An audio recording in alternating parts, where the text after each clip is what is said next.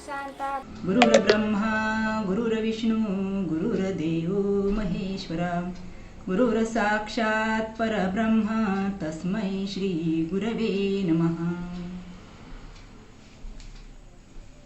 परमपूज्य काकांच्या चरणी साष्टांग नमस्कार करते व गुरुमाऊली सौ सविताताईस वंदन आणि सर्वांच्या हृदयस्थ रामरायाला वंदन करते. चातुर्मास उत्सव समितीच्या वतीने मी सौ प्रभा दिवाकरराव ठेंगरे आपणा सर्व श्रोता वर्गाचे व वक्त्यांचे स्वागत करते.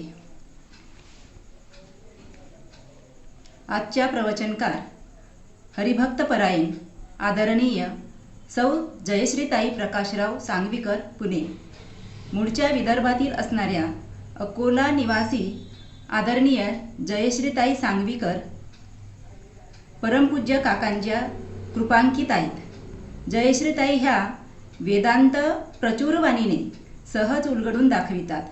त्यांच्या वक्तृत्वाची उंची आपण यापूर्वीच्या प्रवचनातून केलेली आहे. त्यांचे व्यक्तिमत्व विदर्भात घडले, परंतु त्यांची सध्याची कर्मभूमी ही पुणे आहे. त्या पुण्याला अनेक वेदांत विषयावर अभ्यासवर्ग घेतात. परमपूज्य डॉक्टर काका परिवारात त्या उत्कृष्ट प्रवचनकार व परमपूज्य काकांचे वेदांत तंतोतंत मांडणाऱ्या साधिका म्हणून प्रसिद्ध आहेत. सहज ओघवती वाणी, प्रेमळता, श्रद्धा, विश्वास तसेच गुरुनिष्ठा इत्यादी अनेक गुणांनी युक्त त्यांचे वक्तृत्व श्रोत्यांना साधनेच्या शिखरावर घेऊन जातं. जयश्रीताई सिद्धहस्त लेखिका पण आहेत. अमृतधारा हा त्यांचा काव्यग्रंथ काही वर्षापूर्वी प्रकाशित झाला. तसेच वंदू तयातेद्वारा काकांना सर्वांसमोर ठेवले आहे. वेदांताची वाणी आणि सिद्धहस्त लेखणीच्या धनी असलेल्या जयश्रीताई मागच्या वर्षी जेव्हा ब्रह्मपुरी व परिसरात आल्या तेव्हा त्या आम्हा सर्वांच्या आवडत्या झाल्या. अशा सर्वांच्या आवडत्या आदरणीय जयश्रीताई आज आम्हाला अध्याय 11 ओवी क्रमांक 288 ओवी अशी आहे. दृश्य द्रष्टा दर्शनी त्रिपुटी गेली हरपोनी, देखणे देखे देखणेनी देखना होऊनी सर्वांगी, असा हा अभंग समजावून देणार आहेत. तरी मी त्यांना विनंती करते की त्यांनी आपल्या प्रवचनास सुरुवात करावी. जय जय रघुवीर समर्थ गणेश शारदा चैव सद्गुरु सज्जनस्तथा आराध्य दैवतं गुह्यं सर्वमे रघुनंदन. कृपा कटाक्षाची किरणे मोह समुद्राचे आटणे, घडे जय त्या श्रीकृष्णे वंदू तया ते श्रीराम. जयांचे करिता स्मरण होय सकल विद्यांचे अधिकरण, ते वंदू या श्री चरण श्री गुरूंचे. निवावे जनाने तनाने मनाने, स्त्रवावी अशी वाक् सुधा श्रीमुखाने. ऋणी कृष्ण झाला सुभक्ती ऋणाने, नमो एकनाथा लवनी शिराने. जय जय रघुवीर समर्थ.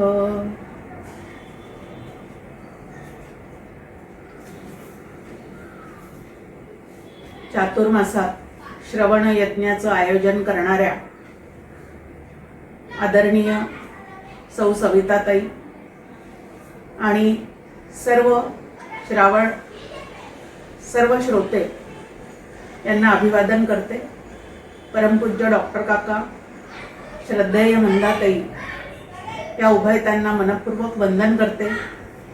संत श्रेष्ठ शांतीब्रह्म असणाऱ्या एकनाथ महाराजांना मनपूर्वक वंदन करते आणि निरूपणाला सुरुवात करते.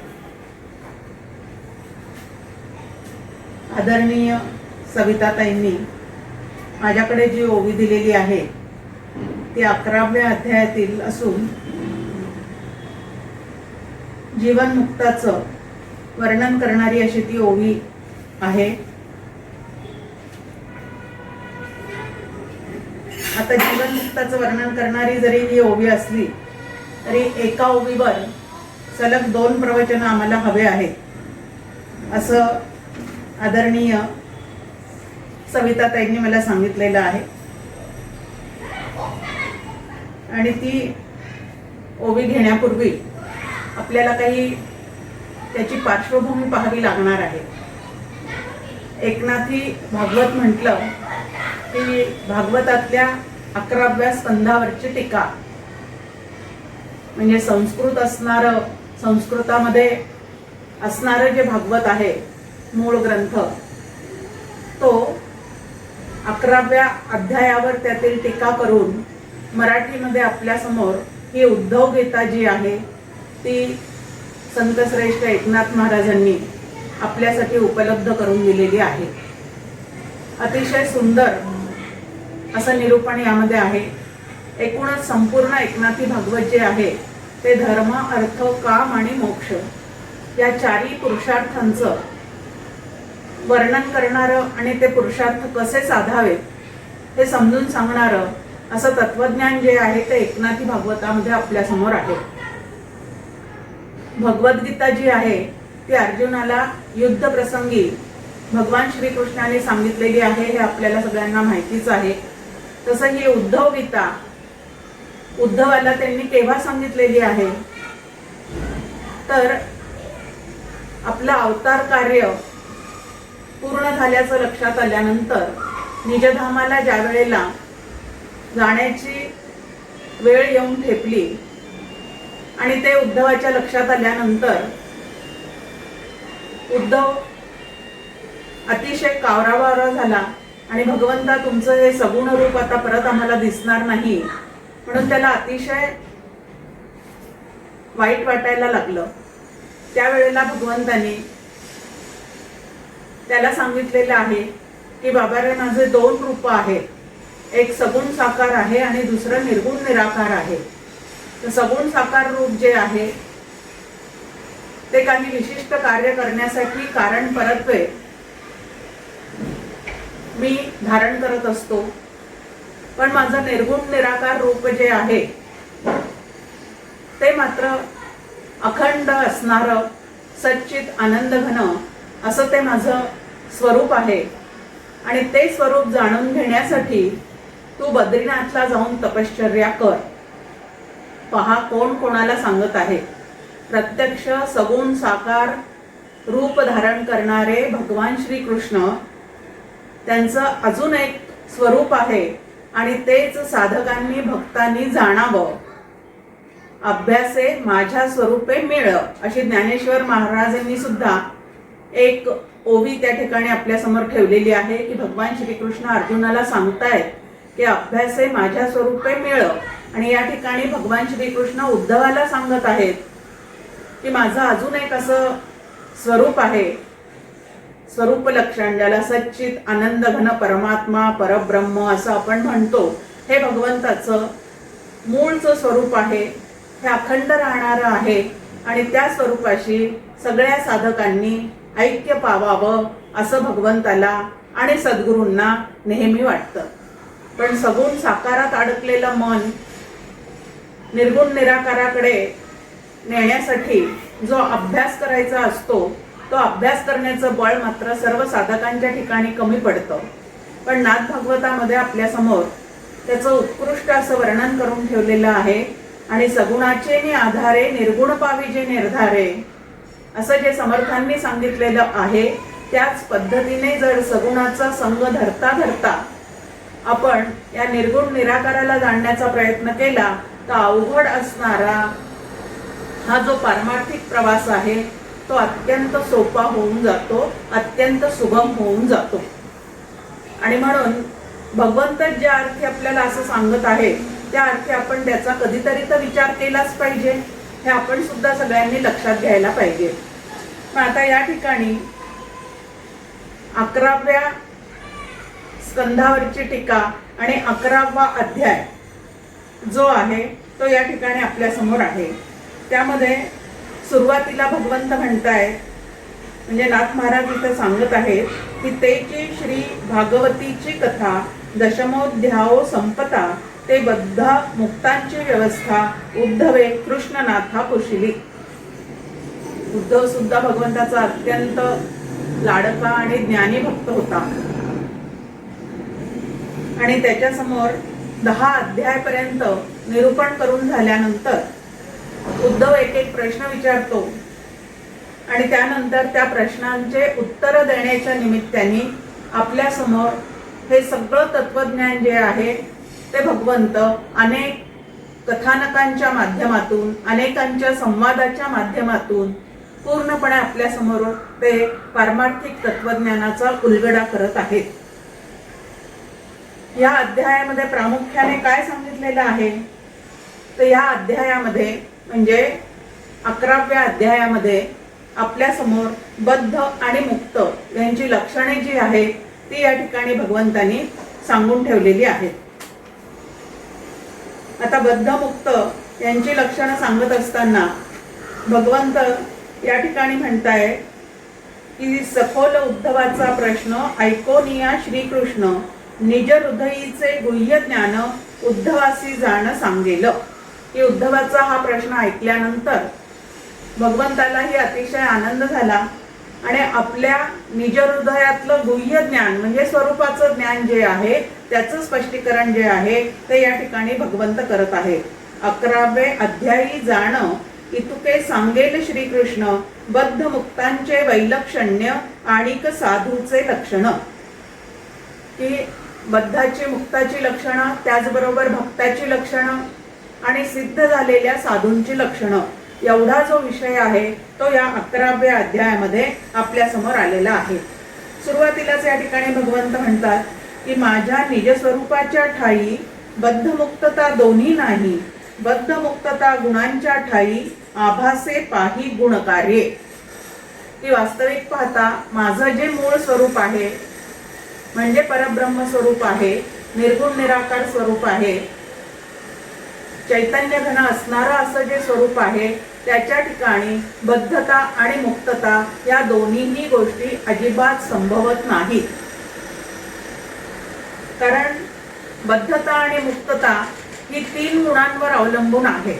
या ठिकाणी भगवंत म्हणताय की 3 गुणांवर म्हणजे गुणांच्या उपाधीमुळे, शरीराच्या उपाधीमुळे आणि या उपाधीमध्ये अडकलेल्या जीवाला बद्धता निर्माण होते आणि ज्याच्या लक्षात येतं की आपण कुठंतरी काहीतरी अडकून पडलेला आहे पण आपलं हे मूळ स्वरूप नाही असा विचारशील जो कोणी साधक आहे तो मग या बंधनातून मुक्त होण्याचा प्रयत्न करतो.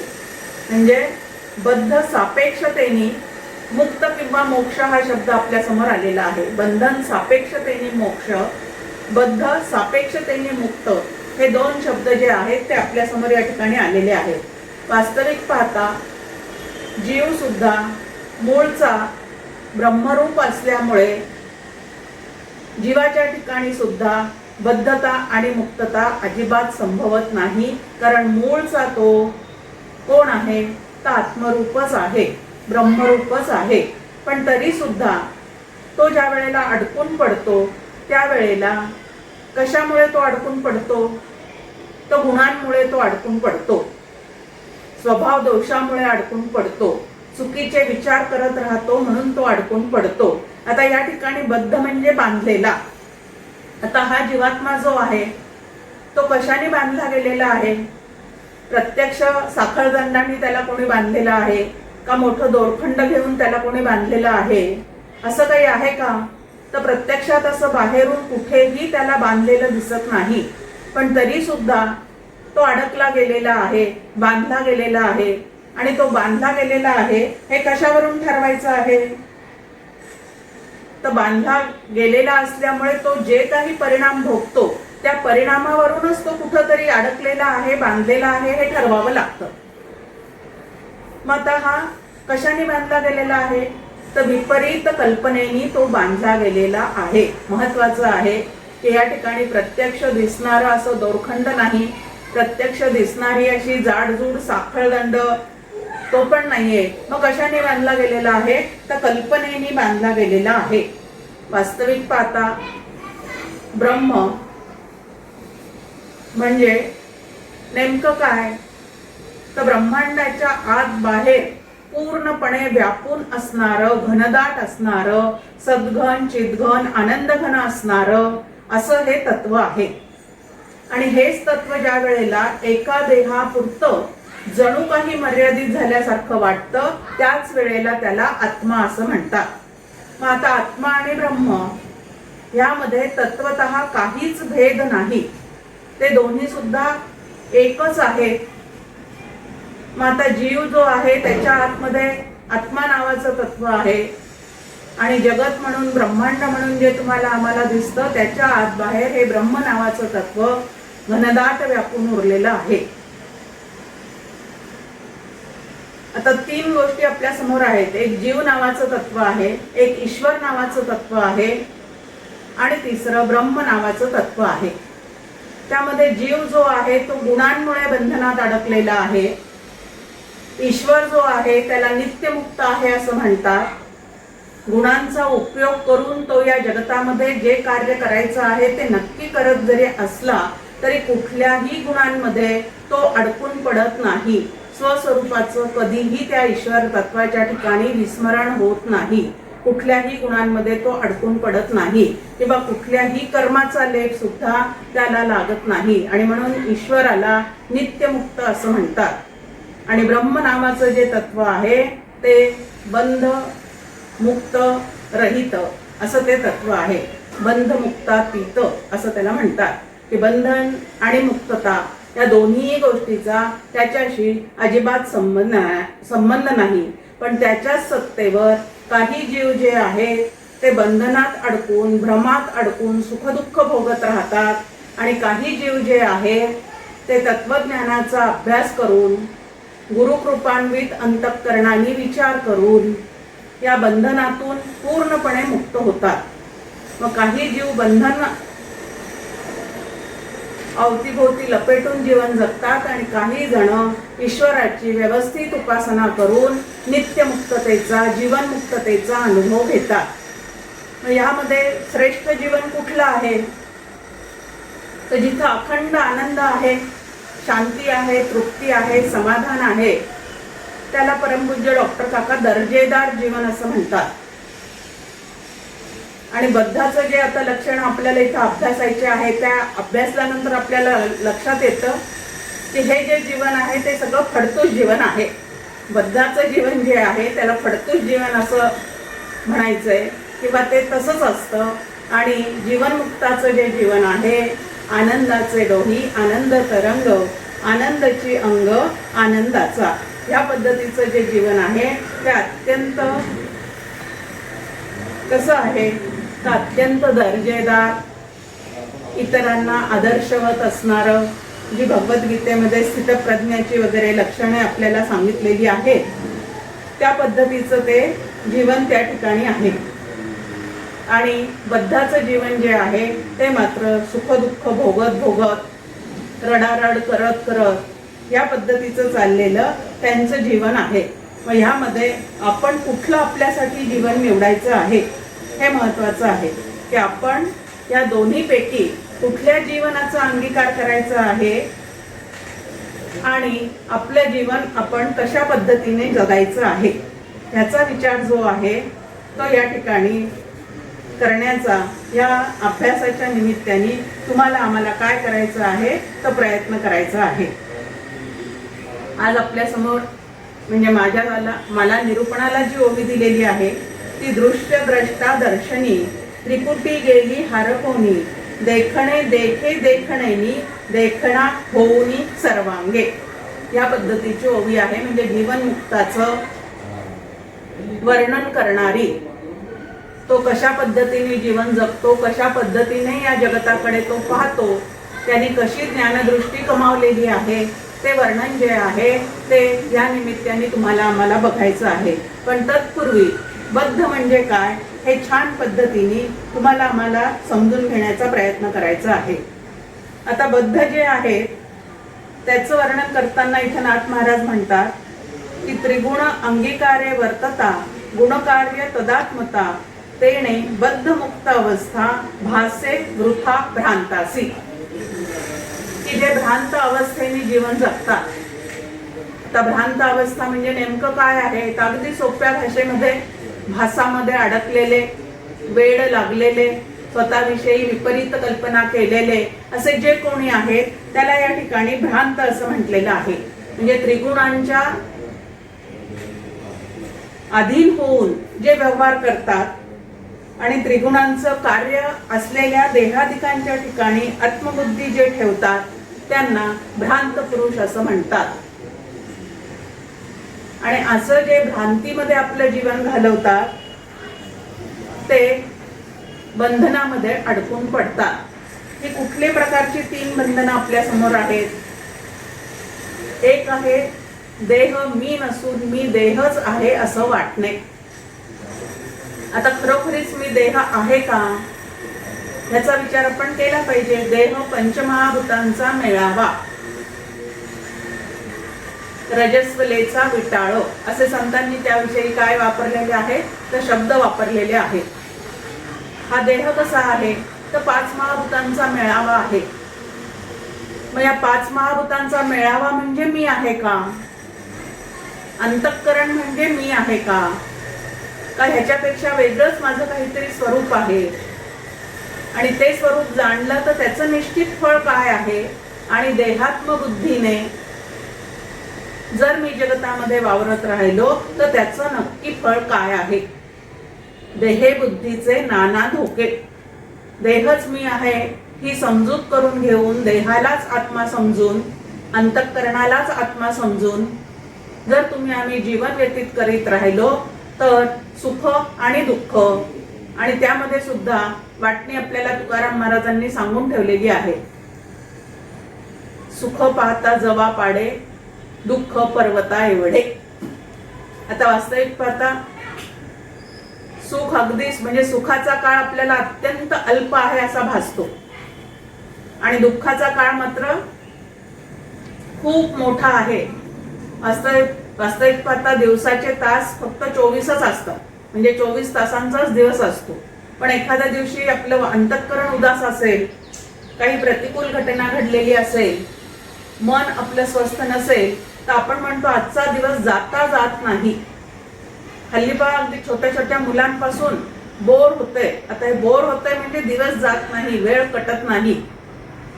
आता वेळ कटवायचा आहे का वेळ सार्थकी लावायचा आहे ह्याचा विचार सुद्धा काय केला पाहिजे तर आम्ही नक्कीच केला पाहिजे.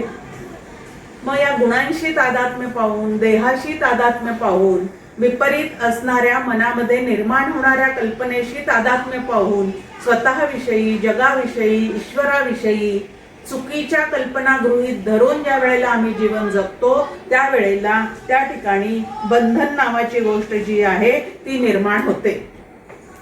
एक खूप सुंदर अशी एक ओवी या ठिकाणी आपल्या समोर आहे. एक दृष्टांत दिलेला आहे या ठिकाणी नाथ महाराजांनी की जीव आणि शिव. आता आपण म्हटलं की जीव बंधनात अडकलेला आहे आणि ईश्वर जो आहे तो नित्यमुक्त आहे. आणि तत्वतः म्हणजे शास्त्राचं सांगणं आहे तत्वतः जीव आणि शिव यामध्ये काहीच भेद नाही. पण उपाधीमुळे मात्र ते जणू काही वेगळे झाल्यासारखे वाटत आहे. जीवाला जी आहे ती अविद्येची उपाधी आहे आणि शिवाला जी आहे ती मायेची उपाधी आहे. या 2 उपाधी दूर केल्या तर जीव सुद्धा चैतन्य घनच आहे आणि शिव सुद्धा चैतन्य घनच आहे. म्हणून ते दोन्हीही कसे आहेत तर एकच आहेत. पण तरी सुद्धा त्यांच्यामध्ये भेद जो दिसतो तो भेद खरा आहे का तर तो भेद खरा नाही. तर तो जीवाच्या अंतःकरणाच्या ठिकाणी निर्माण झालेला दोष आहे. हा दोष भगवंताने निर्माण केलेला नाही. मग कोणी निर्माण केलेला आहे तर जीवाच्या ठिकाणी असणाऱ्या अंतःकरणामुळे, त्याचं अंतःकरण मलिन झालेलं असल्यामुळे तो भ्रांतीत अडकतो आणि भ्रांतीत अडकलेला जीव जो आहे तो या परब्रह्म स्वरूपापासून, ईश्वर तत्वापासून स्वतःला वेगळं समजत राहतो. तू ईश्वराचे लेकरू, अभिमाने घेतला पैल पारू असं समर्थांच्या आत्माराममध्ये ओवी आहे की वास्तविक पाहता तू आणि तो अभिन्नच आहे, एकाच कुळातले आहे. त्याचं लेकरू आहे म्हणजे काय? आता आपले मुलं आपण यांच्या कुळामध्ये काही भेद आहे का? गोत्रामध्ये काही भेद आहे का? एकाच गोत्राचे असतो आपण, एकाच कुळातले असतो, आपल्यामध्ये अजिबात भेद नसतो. पण तरीही जो काही भेद निर्माण होतो आणि वाटतो तो अंतःकरणाच्या अशुद्धीमुळे त्या ठिकाणी निर्माण झालेला आहे. छान दृष्टांत दिलेला आहे की आरशामध्ये आपण आपलं प्रतिबिंब पाहतो. असंच एकदा आरशासमोर मी पण उभी होते आणि स्वतःचं रूप कुंकू लावण्याच्या निमित्ताने त्या ठिकाणी पाहत होते. पाहत असताना असं लक्षात आलं की गालावर एक मोठा डाग पडलेला आहे. आता गालावर डाग पडलेला आहे, काळा डाग दिसतो आहे, बाहेर तर जायचं आहे, मग तो डाग निघाला पाहिजे म्हणून गाल जो आहे तो सतत काय करत राहिले, मी चोळत राहिले आणि खूप वेळ गाल चोळल्यामुळे तो लाल लाल दिसायला लागला, पण काळा डाग मात्र तिथून जाताना दिसेना. आणि नंतर त्या ठिकाणी माझी सुनबाई आली आणि म्हटली, तुम्ही काय करताय? सगळा गाल जो आहे तो तुमचा लाल लाल झालेला आहे. अगं म्हटलं, बघ ना, हा काळा डाग निघतच नाहीये. तुमच्या गालावर कुठे आहे म्हणे डाग? तो डाग जो आहे तो आरशावर पडलेला आहे आणि आरशावर पडलेला जो डाग आहे तो डाग मला त्या प्रतिबिंबाच्या माध्यमातून माझ्यावर पडल्यासारखा वाटत होता. वास्तविक पाहता प्रतिबिंबाच्या ठिकाणीही डाग नव्हता आणि बिंबाच्या ठिकाणी सुद्धा डाग मुळीच नव्हता. मग तो कुठं होता? तर प्रतिबिंब दाखवणारा जो आरसा आहे त्याच्यावर पडलेला तो डाग होता. मग तो डाग तिने कपड्याने पुसून टाकला आणि मग मी परत मला स्वतःला त्या आरशामध्ये पाहिलं. त्यावेळेला गालावर डाग नाही. आता वास्तविक पाहता गालावर डाग पडलेलाच नव्हता, पडलेला होता तो आरशावर पडलेला होता आणि आरशावर पडलेला डाग जणू काही माझ्यावरच पडलेला आहे. ह्याप्रमाणे मी कारण नसताना त्या गालाला चोळत बसले होते. अगदी त्याचप्रमाणे इथं या ठिकाणी नाथ महाराज म्हणतात की बिंबी प्रतिबिंबी नाही, मध्येचे आरिशाचे ठाई, मळ बैसले ते पाही, प्रतिबिंबाचे देही लागले दिसती. तो मळू जई पुढे फेडावा, तई आरेसाच सहाने तोडावा, परी प्रतिबिंब त्या सहाने धरावा, हे सद्भावा मिळेना. तेवी जीवी शिवी दोष नाही, दोष अंतःकरणाच्या ठाई, ते चित्त शुद्ध केल्या पाही, बंध मोक्षा दोही बोळवण. ते अंतःकरण शुद्ध करून ज्या वेळेला आपण पाहू त्यावेळेला जीव आणि शिव हे वेगळे नसून दोन्हीही एकच आहेत. फक्त अंतःकरणावर असलेला जो काही मळाचा डाग आहे, कल्पनेने पडलेला डाग आहे, विपरीत भावना ज्या ठिकाणी जी निर्माण झालेली आहे ती मात्र आम्ही साधना करून विपरीत कल्पना बाजूला करावी लागते. आणि जोपर्यंत या विपरीत कल्पनांचा त्याग होत नाही तोपर्यंत समर्थ सांगतात त्याप्रमाणे जुने ठेवणे मीपणे आकळेना. या विपरीत मीचा खूप मोठा डाग जो आहे तो आमच्या अंतःकरणावर पडलेला आहे. खरा मी वेगळाच आहे आणि देहच मी आहे, प्राण मी आहे, बुद्धी मी आहे, अंतःकरण मी आहे. आद्य शंकराचार्यांचं आत्मषटक आठवावं म्हणजे आपल्याला लक्षात येतं की त्या ठिकाणी शंकराचार्यांनी 5 श्लोकामध्ये मी काय काय नाही ते सांगितलेलं आहे आणि 6वा जो श्लोक आहे त्यामध्ये मात्र अहम निर्विकल्पो निराकार रूपो विभुर्व्याप्य सर्वत्र सर्वेंद्रियाणि सदा मे समत्वम न मुक्तिर्न बंधा चिदानंद रूप शिवोहम शिवोहम. ह्या पद्धतीने त्यांनी आपल्याला ते सांगितलेलं आहे. इथेही तेच म्हटलेलं आहे की अविद्याग्रस्त असणाऱ्या जीवाच्या ठिकाणी ह्या पद्धतीचे मलिन विचार अतिशय त्या ठिकाणी गोंधळ घालत राहतात आणि स्वरूपापासून त्याला दूर दूर नेत राहतात. आता भगवंतांनी स्वतःपासून आम्हाला दूर अजिबात केलेलं नाही, पण विपरीत कल्पनेमुळे चुकीच्या गैरसमजुतीमुळे आम्हीच आम्हाला तुझी या वियोगे प्रारब्ध आले की त्याच्याशी आपण आपला वियोग कायमचा योग असून सुद्धा चुकीच्या विचारांमुळे हा वियोग जो आहे तो सहन करण्याचा आणि त्या वियोगाला दूर करण्याचा प्रयत्न जो आहे तो मात्र तुम्हाला आम्हाला करावा लागतो. जै सत्वे गुण निरसे सबळ तै अविद्यक फिटती मळ तेची सद्विद्या होय निर्मळ जीवची केवळ शिव होय. की चित्त शुद्ध झाले की बद्धमुक्त या दोन्हीही कल्पनांची एकदम बोळवण होऊन जाते. बद्ध मुक्त क्षीण तुका म्हणे की वास्तविक जीव जो आहे तो ब्रह्मरूप असून सुद्धा कल्पनेने स्वतःला कुठंतरी अडकवून ठेवतो आणि मी बद्ध आहे असं आरडाओरडा करत बसतो. एक डॉक्टर काकांचा छान लेख आहे. त्या लेखामध्ये त्यांनी पापी साधक असं त्या लेखाला नाव दिलेलं आहे. आता ठीक आहे की आपण ब्रह्मरूप आहोत, परंतु सध्या त्याचं विस्मरण झालेलं आहे आणि बंधनात अडकलेले आहोत. आता ब्रह्मरूप असून स्वतःला बद्ध समजणे हे एक पाप, त्यानंतर बद्ध असून त्या बद्धतेतून मुक्त होण्याचा प्रयत्न न करणे हे दुसरं पाप.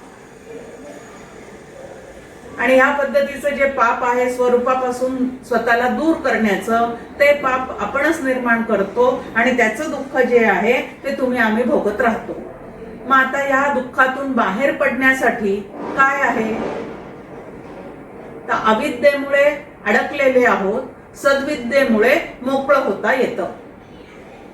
स्फुरे विषयी कल्पना ते अविद्या स्फुरे ब्रह्मरे जाण माया सुविद्या असं माया आणि सुविद्येचं सुंदर वर्णन समर्थांनी मनाच्या श्लोकात केलेलं आहे.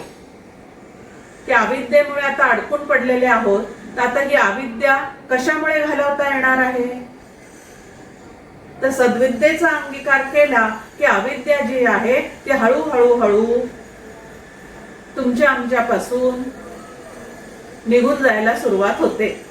मग अविद्या घालवायची असेल तर सद्विद्या जी आहे ती तुम्ही आम्ही कमवावीच लागते. आणि ही कमावण्यासाठी मग सद्गुरूंचे चरण जे आहेत तेही तुम्हाला आम्हाला धरावे लागतात.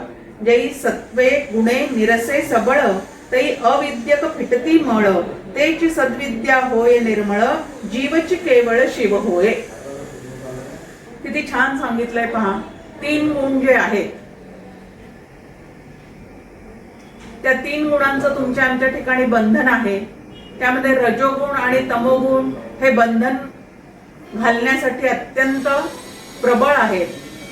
आणि सत्वगुण जो आहे तो सत्वगुण जर तुम्ही आम्ही आधी कमावलेला असेल, या सत्वगुणाचं रूपांतर ज्या वेळेला अजून शुद्ध सत्वगुणामध्ये होतं त्यावेळेला हे कल्पनेचे बंधन जे आहेत ते तोडून तुम्ही आम्ही मुक्त होऊ शकतो. तेची सद्विद्या होय निर्मळ. आता अविद्येने जीव मलिन झालेला आहे, सद्विद्येने त्याला निर्मळ करायचं आहे आणि निर्मळ झालेल्या जीवाला जीवशिवाचं ऐक्य जे आहे ते सहजच त्या ठिकाणी अनुभवाला येतं. आता अविद्येचा निराश करून सद्विद्येचा अभ्यास करणे याला साधना असे म्हणतात. अशी साधनेची एक सुंदर व्याख्या या ठिकाणी आपल्या समोर येऊन जाते. वास्तविक पाहता एकच आहे. आता जीव आणि शिव एकच आहे तत्वतः. हे कसं आपल्याला पटवून घेता येईल तर चैतन्य रूपाने जर आपण त्यांना पाहिलं तर ते एकच आहे. आणि उपाधी जर त्यांची शरीराची गुणांची पाहिली तर मात्र ते आपल्याला भिन्न भिन्न दिसतात. एक छान दृष्टांत आपल्याला या ठिकाणी पाहता येतो. आम्ही अकोल्यात असताना आमच्याकडे परमपूज्य मंदाताईंचा भगवद्गीतेचा वर्ग चालायचा. आता त्याची सांगता जी आहे ती होणार होती. आता आपल्याला तर नेहमीच माहिती आहे की श्रवण साधनेला खूप जण उपस्थित कधीच राहत नाही, पण ज्या वेळेला त्या ठिकाणी भंडारा घातला जातो म्हणजे आता ज्ञानसत्र पूर्ण झालंय, आता उद्या त्याचं काय करायचे आहे सांगता करायची आहे, त्यावेळेला मात्र श्रवणाला श्रोते उपस्थित असतात 25-30 आणि भोजनाचा प्रसाद घ्यायला मात्र किती उपस्थिती असते तर 25च्या चौपट 5पट ती उपस्थिती होऊन जाते. या पद्धतीने खूप जण त्यावेळेला आमच्याकडे प्रसाद घेण्यासाठी येणार होते. आता खूप जण घरात येणार म्हटल्यानंतर आपल्याला पाण्याची व्यवस्था, किराण्याची व्यवस्था सुद्धा मोठ्या प्रमाणावर करावी लागते. आणि म्हणून किराण्यात जशी 5-10 किलो साखर आणतो तशी न आणता एक पोतभर साखर त्या व्यापाऱ्याकडनं आम्ही मागवली. आता ती साखर पोत्यात घालून त्याने रिक्षावाल्यासोबत आमच्या घरी पाठवली साखरेचं पोतं. आता ते साखरेचं पोतं खांद्यावर घेऊन तो रिक्षावाला खांद्यावर घेऊन आमच्या घरात आणून त्याने ते पोतं ठेवलं. आता पोतं व्यापाऱ्याने कितीही जरी सुंदर दिलेलं असलं तरी त्याला बारीक बारीक असे छिद्र असतातच आणि त्यातून काही साखर जी आहे ती बाहेर पडतेच. त्याप्रमाणे त्या पोत्यातून काही साखरेचे कण जे आहेत ते बाहेर पडले. आता साखरेचे कण ज्या वेळेला तिथून बाहेर पडलेले दिसले त्या अर्थी सहजच तिथं निमंत्रण न देता मुंग्या ज्या आहेत त्या आलेल्या दिसतात. मग आता चैतन्याच्या सत्तेवर त्या रिक्षावाल्याने साखरेचं पोतं आत आणून ठेवलं आणि त्याच चैतन्याच्या सत्तेवर त्या मुंग्या साखरेचा कण तोंडात धरून इकडून तिकडं जात होत्या. पाहायचं काय आहे आपल्याला? आता माणसाच्या शरीराची उपाधी खूप मोठी आहे. त्या मानाने मुंगीची शरीर नावाची उपाधी अत्यंत त्या ठिकाणी छोटी आहे, क्षुल्लक आहे. पण तरी सुद्धा चैतन्याची सत्ता जी आहे ती मात्र दोघांच्या ठिकाणी सारखीच आहे. त्यांनी चैतन्याच्या सत्तेवरच साखरेचं पोतं घरात आणून ठेवलं आणि मुंगीनी चैतन्याच्या सत्तेवरच साखरेचा कण इकडून तिकडं घेऊन जायला सुरुवात केलेली आहे. मग आता उपाधी जरी वेगळी असली तरी चैतन्याची सत्ता जशी एकच आहे तसं चैतन्याच्या सत्तेवरच जीव स्वतःचा प्रपंच चालवत असतो आणि चैतन्याच्या सत्तेवरच या सर्व ब्रह्मांडाचा प्रपंच जो आहे तो ईश्वर करताना दिसत असतो. आता चैतन्याची सत्ता जी आहे ती दोन्ही ठिकाणी जशी सारखीच आहे आणि म्हणून चैतन्य त्या दोन्ही मधलं एकच आहे. उपाधी जरी भिन्न भिन्न दिसत असली तरी चैतन्य नावाचं तत्व मात्र एकच आहे. या उपाधी माझी गुप्त चैतन्य असे सर्वगत ते तत्वज्ञ संत स्वीकारिती.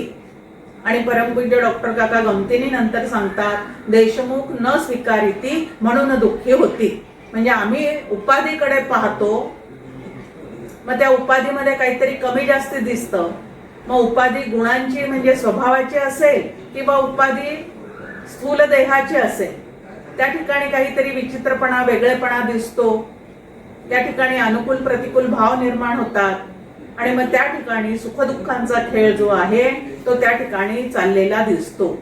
असं एक पाहता प्रत्येक जीवाला आपण अखंड सुखी असावं असंच वाटतं, पण तरी सुद्धा जीव सुखाचा प्रवासी, दुःख मुळीच नको तयासी, परी दोन्ही ते तो सोसी अनिवार्यपणे, अशी काकांची एक सुंदर ओवी आपल्या समोर आहे की प्रत्येक जीवाला सुखच हवं आहे, पण तरी सुद्धा तो दुःख का भोगतो? तर कारण एकच आहे त्याचं की नको त्या ठिकाणी अडकतो आणि म्हणून तो दुःख भोगतो.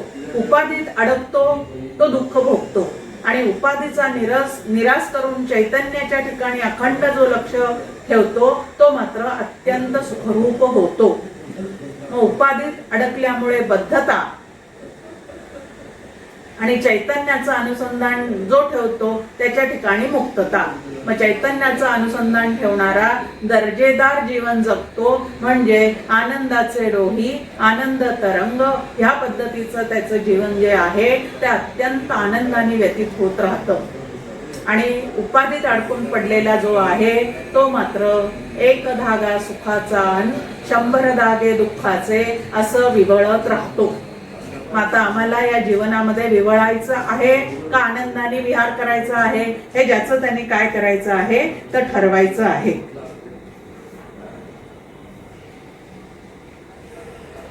आता उद्धव अजून या ठिकाणी प्रश्न विचारतो की जीव आणि शिव जर एकच आहे तर एक जण जो आहे तो अत्यंत आनंदाने विहार करताना दिसतो आणि दुसरा जो आहे तो विवळत राहतो. मग आता जीव जर खरोखरी शिवरूप असेल तर त्याला सुद्धा अखंड आनंद असलाच पाहिजे, मग तो रडारडी कशाला करतो? माझे वचन सत्याचे सत्य, सत्य मानुनी निश्चित, येणे भावे साधे परमार्थ, हे ब्रह्मलिखित मद्वाक्य. अरे बाबा, मी तुला सांगतोय ना की दोन्ही एकच आहे, तर त्या दोन्हीमध्ये खरोखरीच ऐक्य आहे. नवे नवे ऐक्य नव्हे तर एकच आहे. हे जोपर्यंत तू सत्य मानत नाहीस तोपर्यंत तुझा परमार्थाचा प्रवास जो आहे तो पुढे सरकणार नाही. आता हे कोण बोलतंय, याला फार महत्व आहे. हे जयश्री संघवीकर बोलत नाहीये, नाथ महाराजही बोलत नाहीये. तर कोण बोलतंय? तर प्रत्यक्ष भगवान श्रीकृष्ण उद्धवाला सांगतोय की ह्या वचनावर तू विश्वास ठेव की जीव आणि ब्रह्म जे आहे ते एकच आहे. जीवो ब्रह्मैव ना पराहा, या सिद्धांतावर तू विश्वास ठेव. कठोपनिषदामध्ये आपल्या समोर मांडणी आहे, अस्ति इति उपलब्धव्यो, की या श्रुती माऊलींच्या वचनावर, संतांच्या वचनावर, श्री गुरूंच्या वचनावर पूर्णपणे श्रद्धा ठेवल्याशिवाय परमार्थाच्या प्रवासाला सुरुवातच होत नाही. मग आता जरी ते तुम्हाला आम्हाला भिन्न भिन्न वाटत असतील तरी सुद्धा त्यामध्ये ऐक्य पूर्णपणे भरलेलं आहे. हे जी ज्ञानदृष्टी आहे ती आम्ही या ठिकाणी विकसित करायलाच पाहिजे. आणि ती विकसित जर केली नाही तर काय होतं? आता बद्धाचं वर्णन करताना खूप छान पद्धतीने या ठिकाणी आपल्या समोर 2-3 दृष्टांत सांगितलेले आहेत. आपल्याला स्वप्न पडतं, गाढ झोपेतून हळूहळू अंतःकरण जे आहे ते अस्पष्ट होत जातं आणि त्या अस्पष्ट अंतःकरणामध्ये अनेक स्वप्न त्या ठिकाणी तुम्हाला आम्हाला पडत राहतात. आता या स्वप्नांना बुद्धीचा विवर्त असं म्हटलेलं आहे. आता सर्पाला, भासलेल्या सर्पाला जसं रज्जूचा विवर्त म्हणतात, तसं आमच्या ठिकाणी असणाऱ्या बुद्धीवर अनेक तऱ्हेचे संस्कार असतात आणि त्या संस्कारातून असे नवीन नवीन काहीतरी स्वप्न जे आहेत ते त्या ठिकाणी तुम्हाला आम्हाला पडत राहतात.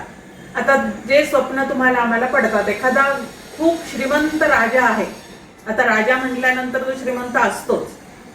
मग असा भरपूर ज्याच्याजवळ सैन्य दळ आहे, ज्याच्याजवळ मोठा राजवाडा आहे, ज्याचं कोठार जे आहे ते पूर्ण अन्न धान्य संपत्ती आणि पूर्णपणे भरलेलं आहे, असा राजा झोपेमध्ये असताना स्वतःला भिकारी झालेलं पाहतो. तर स्वप्नात काहीही दिसू शकतं. असा जो राजा आहे तो स्वप्नात स्वतःला भिकारी झालेला पाहतो, पण त्याला स्वप्नात खूप वाईट वाटायला सुरुवात होतं की अरे आपण भिकारी झालेले आहोत, 1 पैसा सुद्धा नाही, आत्ता भूक लागलेली आहे, पण 5 पैशाचे फुटाणे घेऊन सुद्धा आपण आपलं पोट भरू शकत नाही. म्हणून झोपेतच तो रडायला सुरुवात करतो आणि नंतर त्याला कोणीतरी जागं करतं की राजेसाहेब, तुम्ही झोपेत आरडाओरडा करताय, रडताय, काय वाईट स्वप्न पडलंय का? उठा बरं.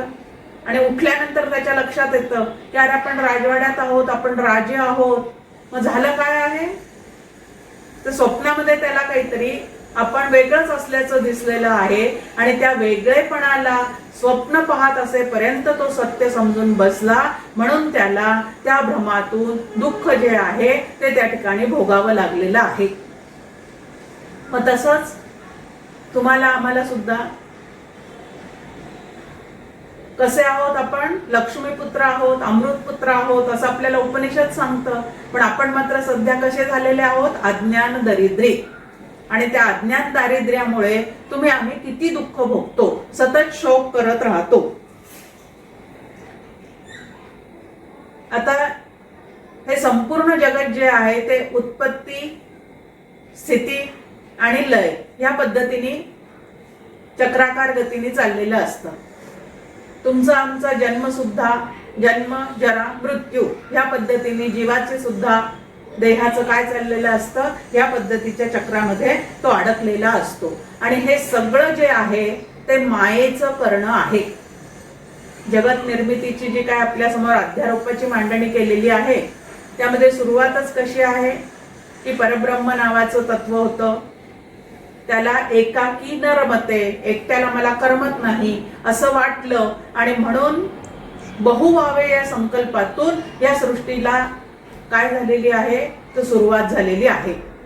आता परब्रह्म नावाचं तत्व शास्त्राचा अभ्यास झालेला असेल तर लक्षात येतं, अरे ते ब्रह्म जे आहे ते तर अमन आहे. मग अमन मनाला असं काही वाटेल का? हो, कधीच वाटणं शक्य नाही. पण हजारो लोकांना हे जग ज्या वेळेला सत्य वाटतं त्यावेळेला त्यांची सत्यता गृहीत धरून त्यांच्या समोर या जगताची निर्मिती कशी झाली ते मांडून त्यांना दाखवावं लागतं. त्याला अध्यारोपाची भाषा असं म्हणतात. मग आता हे जग निर्माण होण्यापूर्वी त्याच्या मनामध्ये जो संकल्प उठला बहुआवे, ह्यालाच मूळ माया असं म्हटलेलं आहे. मग मूळ माया, गुणमाया, जडमाया, 5 महाभूत आणि 8 प्रकृती या पद्धतीने या सृष्टीची संपूर्ण निर्मिती झालेली आहे. आणि या सृष्टीची निर्मिती जी आहे ती मायेमुळे झालेली आहे. परब्रह्माच्या सत्तेवर या मायेची सगळी ही उलाढाल चाललेली असते. आणि तीच माया ज्या वेळेला, आता माया शब्दाचा मुळात अर्थ काय आहे, जी मुळातच नाही पण भासमान आहे त्याला माया असं म्हटलेलं आहे. आता जी मुळातच नाही पण भासमान आहे तिच्याकडून झालेली सृष्टी सुद्धा मुळातच नाही पण भासमान आहे याच पद्धतीची असणार आहे. ती याच्यापेक्षा काही वेगळी असणार आहे का? पण ह्या भासमान सृष्टीला ज्या वेळेला तुम्ही आम्ही सत्यता देऊन ठेवतो त्यावेळेला ते बंधनाला कारणीभूत होतं. इथं सुद्धा आपल्या समोर तेच म्हटलेलं आहे की नसते वस्तूच्या ठाई जाणं, मी माझे हा अभिमान, तेची मोहाचे लक्षण, ममता दारुण ते संधी. बद्धाचं लक्षण की जो बद्ध आहे त्याच्या चित्तात मोह निर्माण होतो, म्हणजे मी आणि माझं, जे वास्तविक पाहता माझं स्वरूपच नाही त्याला मी आणि माझं असं आम्ही घट्ट धरून ठेवतो. समर्थांनी खूप छान वाटणी या ठिकाणी आपल्या समोर एका ओळीत दाखवलेली आहे. एक प्रकृती जगदाकारू, दुसरा मुख्य परमेश्वरू, तिसरा मी नावाचा चोरू आणिला कैसा. की मी नावाचं खरोखरीच काही अस्तित्वात नाही.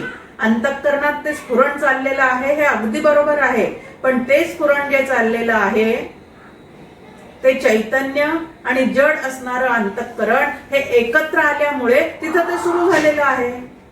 आता 8 प्रकृती एक आहे आणि ह्या 8 प्रकृतीचं सगळं चलनवलन जे चाललेलं आहे ते चैतन्याच्या सत्तेवर चाललेलं आहे.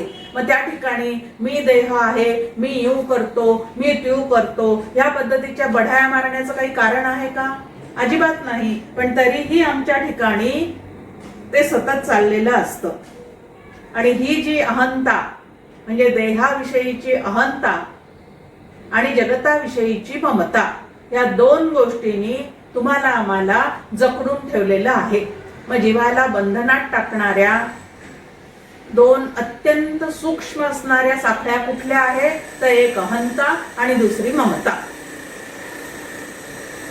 अहम ममतेच्या लवड सवडी, माते न पवतीची बापुडी असं ज्ञानेश्वर माऊली आपल्या समोर एक ओवी ठेवते की ईश्वर त्या ठिकाणी बोलतोय, भगवंत त्या ठिकाणी बोलतोय की प्रत्येक जीवाला माझ्याकडे येण्याची ओढ आहे, म्हणजे सुखरूप होऊन राहण्याचीच ओढ आहे. पण या माईक गोष्टीच्या ठिकाणी अहंता आणि ममता त्याच्या ठिकाणी लागलेली असल्यामुळे, त्याचाच अभिमान तो शिरावर वाहत असल्यामुळे सुखदुःख जे आहे ते मात्र त्याला सतत भोगावे लागत आहे. आणि या ममतेमुळेच तो सुखाला किंवा दुःखाला अत्यंत आनंदघन असणारा जीवात्मा सुखी किंवा दुःखी का होतो तर या मायेमुळे, म्हणजे मी माझेच्या बंधनामुळे तो त्या ठिकाणी सुखी किंवा दुःखी होत राहतो. आणि ह्याला कारण काय आहे तर तो मायेत अडकलेला आहे. आणि मग आता या मायेतून तुम्हाला आम्हाला सुटायचं असेल तर काय करावं लागणार आहे? आता ती माया सुद्धा अशी प्रत्यक्ष काही पदार्थ रूपाने दिसणारी आहे का? अजिबात नाही. ती अत्यंत सूक्ष्म आहे. मग तिच्यापेक्षा सूक्ष्म असणाऱ्या भगवंताची आळवणी केल्याशिवाय या मायेच्या पगडीतून तुम्ही आम्ही सुटू शकत नाही. एव अहंता आणि ममता हेची मोहाची माता पिता, त्याचेनी उत्तरोत्तर वाढता जन मोहिता व्यामोह. छान पद्धतीने त्या अहंता आणि ममतेचे माता पिता कोण आहे, तर मोह हाच त्यांचा माता पिता आहे. आणि त्याच्यात जोपर्यंत आम्ही अडकून पडतो तोपर्यंत उत्तरोत्तर सुखी होण्याचा प्रयत्न करून सुद्धा या अहंते आणि ममतेमुळे मात्र आम्ही दुःखच भोगत राहतो. विषय प्राप्ती जो हरिख तया नाव म्हणती सुख, विषय विनाश तेची दुःख परम असुख त्या नाव. आता अहंता आणि ममता, देहाविषयी अहंता आणि जगताविषयी ममता ज्या वेळेला खूप निर्माण होते त्यावेळेला देहच मी आहे या कल्पनेतून त्या देहाला जास्तीत जास्त सुखोपभोग देण्याचा जो काही प्रयत्न तुमचा आमचा चाललेला असतो, तो प्रयत्न या जगतातल्या वस्तू विषय आपल्याकडे आणून आम्ही भोगण्याचा प्रयत्न करतो. आणि समर्थ तरी आपल्याला म्हणतात, विषयजनित सुखे सौख्य होणार नाही. आता अनुकूल भावनेला सुख असं म्हणतात आणि प्रतिकूल भावनेला दुःख असं म्हणतात.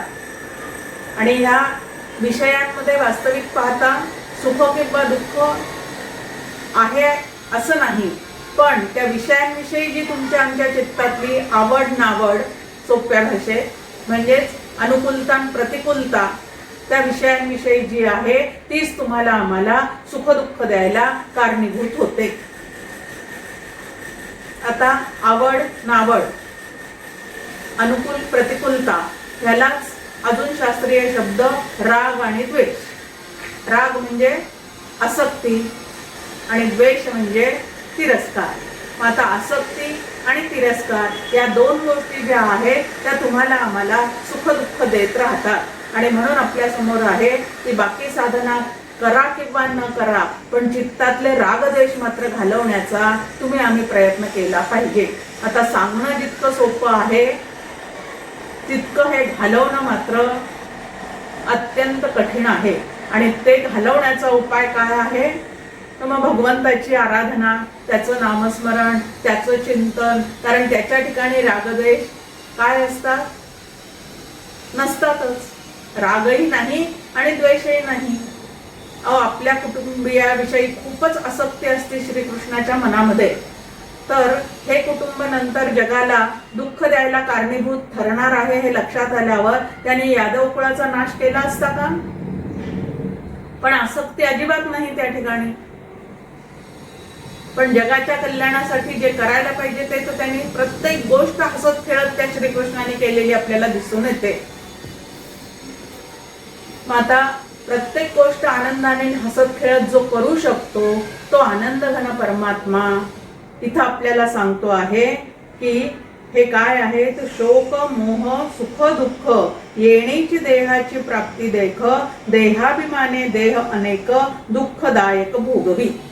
की वास्तविक पाहता प्रत्येक जीव आनंद घन असून सुद्धा या देहाच्या ठिकाणी त्याचा देहाभिमान वाढल्यामुळे, देहबुद्धी वाढल्यामुळे आणि जगताकडनं सतत सुखाची अपेक्षा त्याने ठेवल्यामुळेच तो सुखी किंवा दुःखी होत राहतो. आणि सतत इतरांकडनं अपेक्षा जो करत राहतो त्याला अपेक्षा भंगाचं दुःख मग सोसावंच लागतं. मान इच्छिल तो अपमान पाविल असं तुकाराम महाराजांनी सांगितलं. आता तुम्ही मानाचीच इच्छा करू नका, म्हणजे अपमानाचं दुःख सुद्धा होणार नाही. मग आता या पद्धतीने सुख आणि दुःख कशामुळे होतात, शोक मोह सुख दुःख. शोकाची तर अतिशय सुंदर अशी व्याख्या या ठिकाणी आपल्या समोर नाथ महाराजांनी करून ठेवलेली आहे.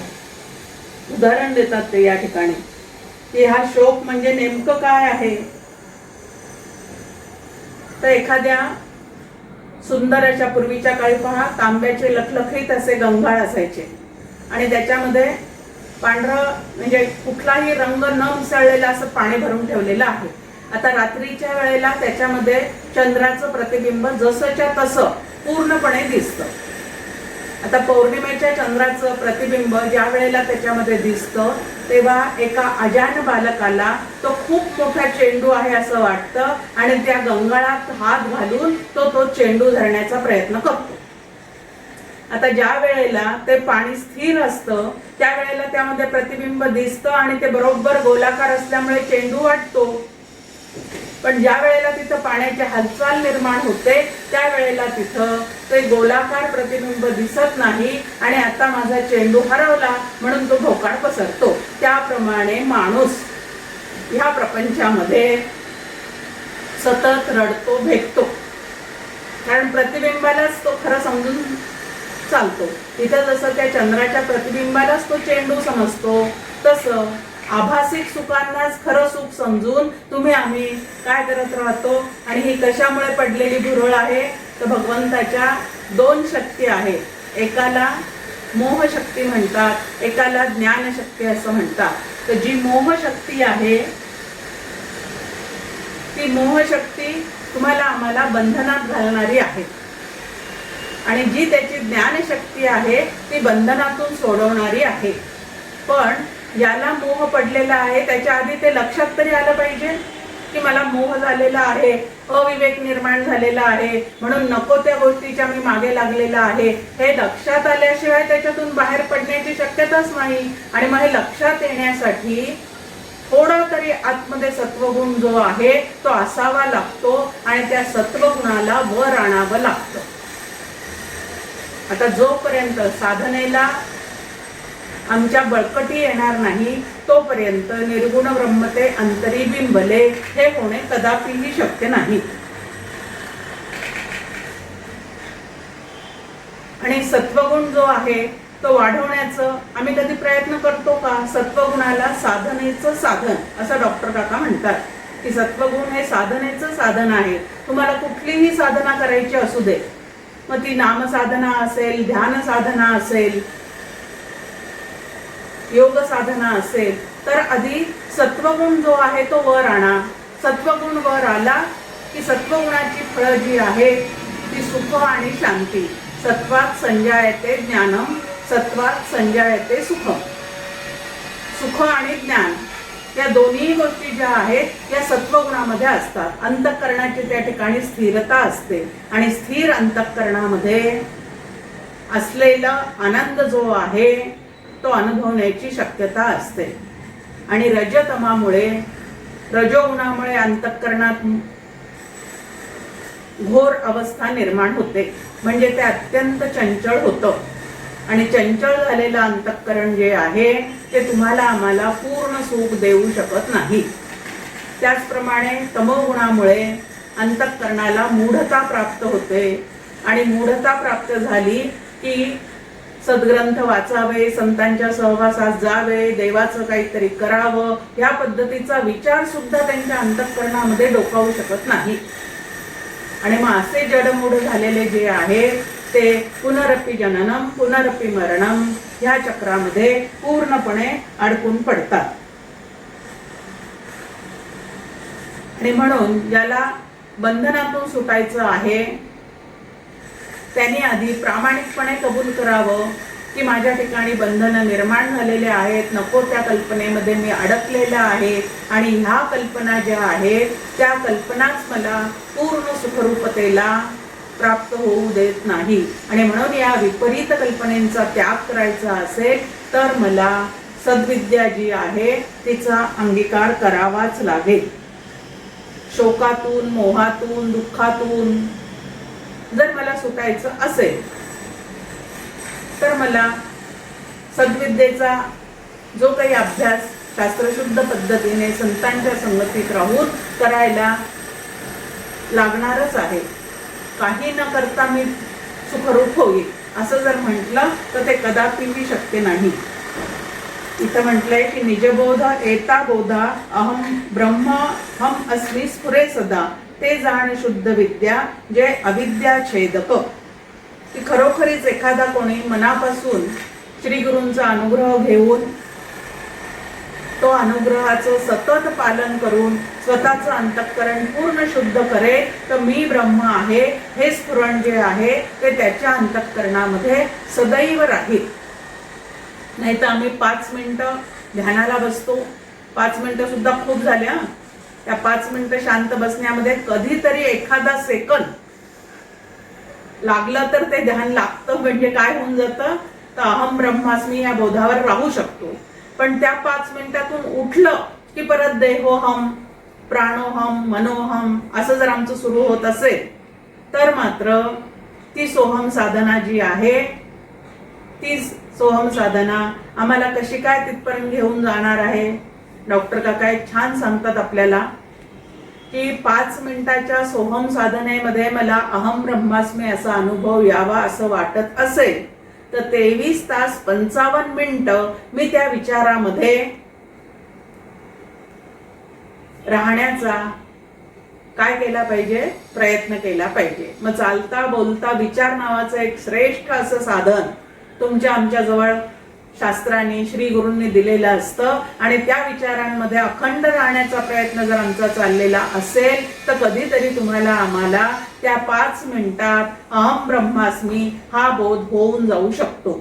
आता अहम ब्रह्मास्मी हा बोध ज्या वेळेला अंतःकरणाला होतो त्यावेळेला तिथं सद्विद्या जी आहे ती पूर्णपणे मुरलेली असते आणि ज्या वेळेला देहोहम असं सारखं आम्हाला वाटतं त्यावेळेला तिथं अविद्या जी आहे ती पूर्णपणे त्या ठिकाणी तुम्हाला आम्हाला काय करत असते ते छळत असते. मी पापी मी सदा निर्दैवी ऐसा नित्य स्फुरे भावो तेची सबळ अविद्या पहाहो जे नाना संदेहो उपजवी. की मी दुःखी आहे, मी पापी आहे, सर्व लोक माझ्या वाईटावरच टपलेले आहेत, जगाला माझं चांगलं पाहवत नाही इत्यादी जे काही विचार तुमच्या आमच्या मनात असतात ते सगळं अविद्येतून आलेलं स्फुरण आहे. आणि जग ही भगवंताची लीला आहे, भगवंत सर्वत्र भरलेला आहे, भगवंत माझ्या अंतःकरणात सुद्धा आहे, मी भगवंत स्वरूप आहे असं ज्या वेळेला स्फुरण होतं त्यावेळेला तिथं सद्विद्या जी आहे ती पूर्णपणे मुरलेली आहे. हे तुम्ही आम्ही लक्षात घेतलं पाहिजे. मग इथं म्हटलंय की एकी जीवाते घाली बंदी एकी जीवाचे बंधन छेदी या दोन्ही माझ्या शक्ती अनादी जाण त्रिशुद्धी उद्धवा. की माझी एक शक्ती जी आहे म्हणजे मोह शक्ती जी आहे ती जीवाला बंधनात अडकवते आणि माझी जी ज्ञानशक्ती आहे ती जीवाला बंधनातून सोडवते. दोन्ही शक्ती त्याच्याच आहे पण एक आम्हाला बंधनात गोवणारी आहे आणि एक आम्हाला बंधनातून सोडवणारी आहे. मग आता जीवाला मात्र क्रियमान स्वातंत्र्य देऊन ठेवलेलं आहे की कुठल्या शक्तीची तू उपासना करायची आहे. ज्ञानशक्तीची उपासना करशील तर दर्जेदार जीवन जगण्याचं तुला पूर्णपणे भाग्य लाभेल आणि जर अविद्येने ग्रस्त होऊन राहशील तर ह्या पद्धतीचं बरळत राहशील. मी सुखी मी दुःखी या पद्धतीने स्वतःला मी पापी आहे मी वाईट आहे या पद्धतीने स्वतःला त्रास करून घेशील.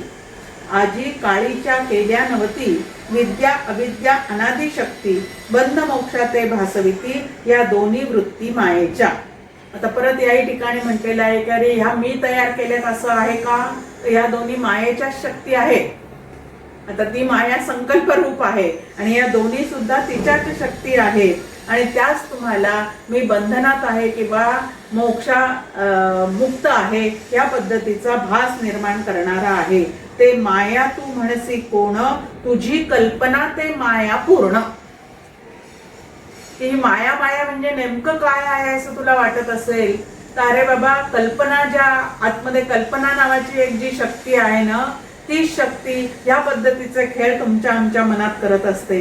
बद्ध मुक्तता स्फुरण ती माझी जाण स्फुरताती. त्या कल्पनेमधूनच मी बंधनात आहे, मी मुक्त आहे, मी यू आहे, मी त्यू आहे या पद्धतीच्या सगळ्या कल्पना स्फुरण पावत असतात. त्याला छान उदाहरण आहे अद्वैत मकरण मध्ये की पावसाळ्याचे ज्या वेळेला दिवस असतात त्यावेळेला अनेक गंधर्व नगर जे आहेत ते आपल्याला आकाशामध्ये दिसतात. म्हणजे तऱ्हेतऱ्हेचे आकार. आता सूर्याचा प्रकाश नंतर पाण्याने भरलेले मेघ या दोघांच्या संयोगाने अनेक तऱ्हेचे चित्र अनेक तऱ्हेचे रंग तुम्हाला आम्हाला या संपूर्ण आकाशामध्ये दिसत राहतात, भासत राहतात. पावसाळ्याच्या दिवसात मुद्दाम सज्जनगडला जाऊन राहावं, तिथं पाहावं. हे इतके विविध तऱ्हेचे रंग त्या ठिकाणी तुम्हाला आम्हाला दिसत राहतात. आता काही काळ दिसतात काही काळाने जातात म्हणजे ते सत्य असतात का, नाही. मग तशा या कल्पना येतात आणि जातात. मग त्यांना सत्यत्व देऊन त्याच्यात अडकवायचं कशाला? पण त्यांना आम्ही सत्यत्व देतो आणि त्यामुळेच आम्ही या कल्पनेमध्ये अडकून पडतो. मग समर्थ एक साधना पद्धती आपल्याला मनाच्या श्लोकामध्ये सांगतात की जो साधक आहे तो मिळेना कदा कल्पनेचे मिळे. कुठल्याच कल्पनेमध्ये तो अडकून पडत नाही, कारण या कल्पना मायेतून आलेल्या आहेत आणि मायेतून आलेल्या कल्पना ज्या आहेत त्या तुम्हाला आम्हाला पूर्ण सुखरूपता देऊ शकत नाही. आणि म्हणून श्रुती माऊलींनी जे सांगितलेलं आहे तेच खरं सत्य आहे. हे लक्षात ठेवून ते बंध आणि मोक्षातून सुटण्याचा काय करतात तर प्रयत्न करतात. स्वप्नी न देखे आराधन, यासी नाही माझे भजन, अविद्या त्या माझी संपूर्ण, प्रबळ जाण वाढतं.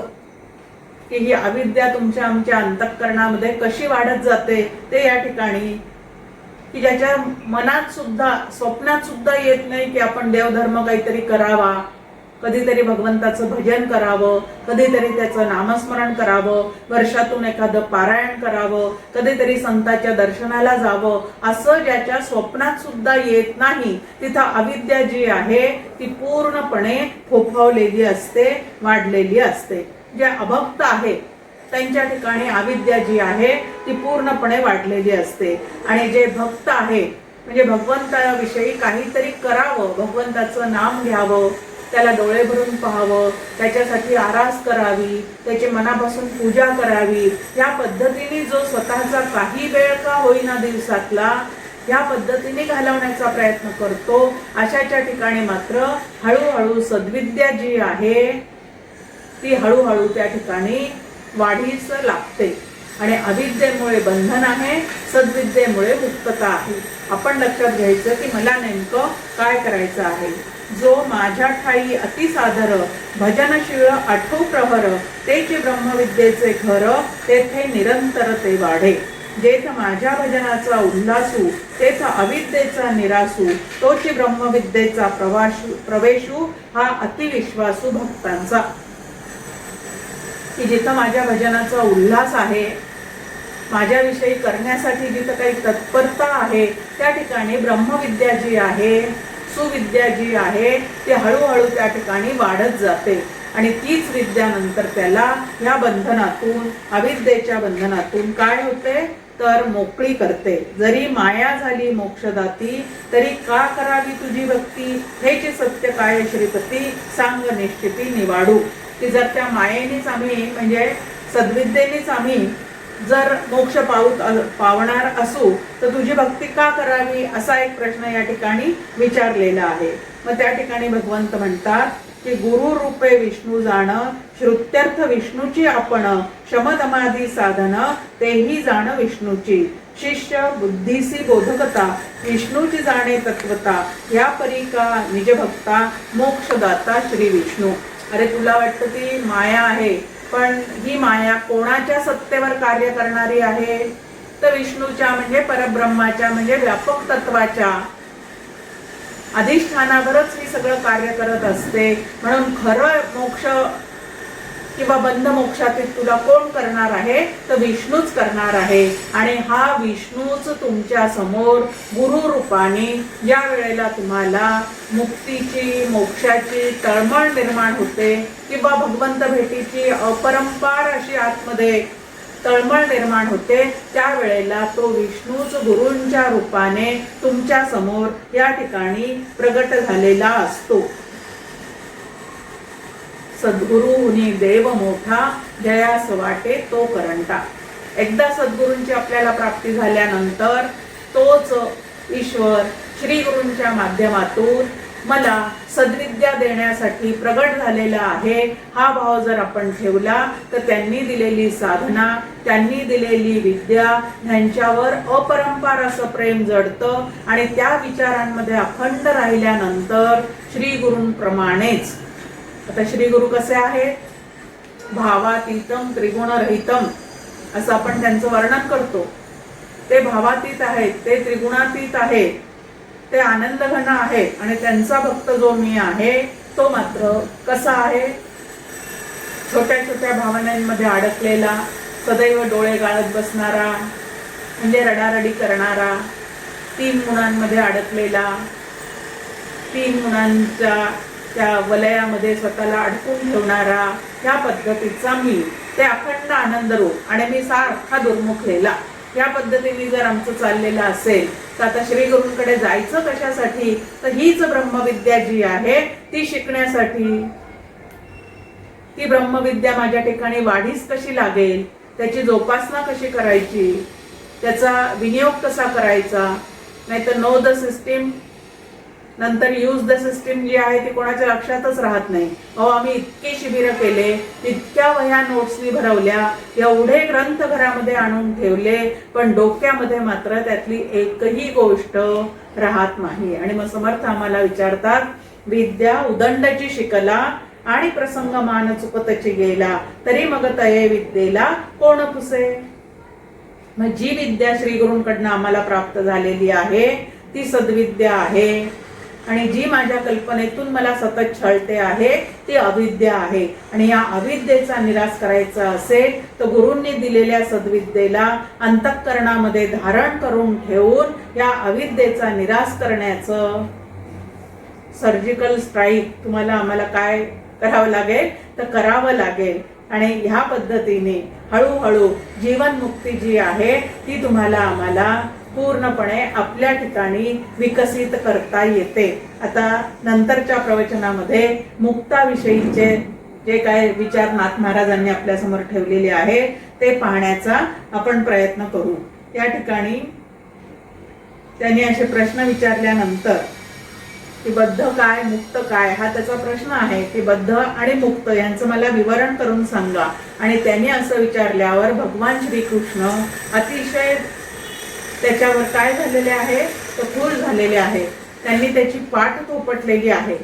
आता प्रश्न श्री गुरूंना कसे विचारावे हे सुद्धा काय पाहिजे, आपल्याजवळ ज्ञान पाहिजे. त्यांची परीक्षा घेण्यासाठी काही विचारायचं नाही, तर माझ्या चुकीच्या कल्पनातून बाहेर पडण्यासाठी मला हे सगळे प्रश्न विचारायचे आहेत.